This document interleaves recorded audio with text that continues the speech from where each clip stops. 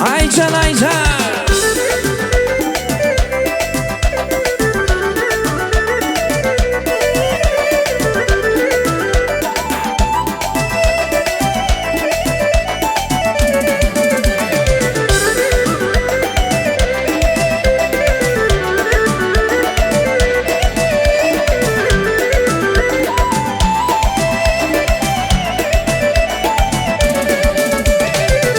Söygüyüm bollun başta, pek söygüyümü koydun taşta.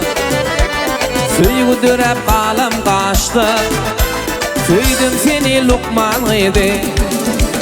Söygü dörep kalam kaçtı, söydüm seni Lokman idi. Söygüyüm oldu menden gitme, yürektek söygüy bitmedi. Söygüyüm oldu menden gitme, yürektek söygüy bitmez. Uşuklar yaptan çıkmaz, söydüm seni Lokman idi. Uşuklar yaptan çıkmaz, namatladın Lokman idi.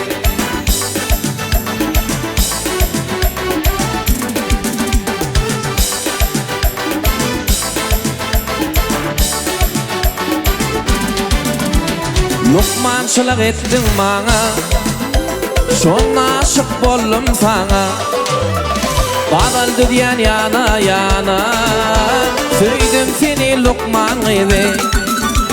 Bağıldı diyen yana yana, söydüm seni Lokman idi.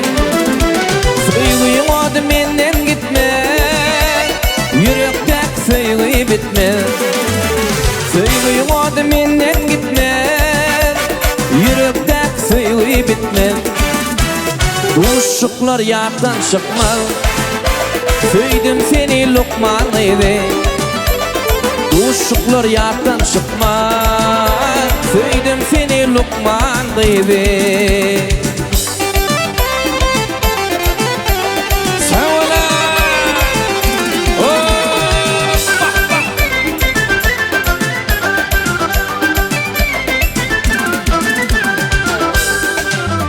Söygüyüm oldu menden gitme, yürektek söygüy bitmez.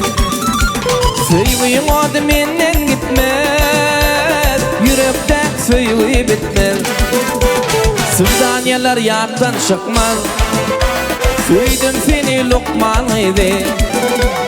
Uşuklar yaptan çıkmaz, söydüm seni Lokman idi.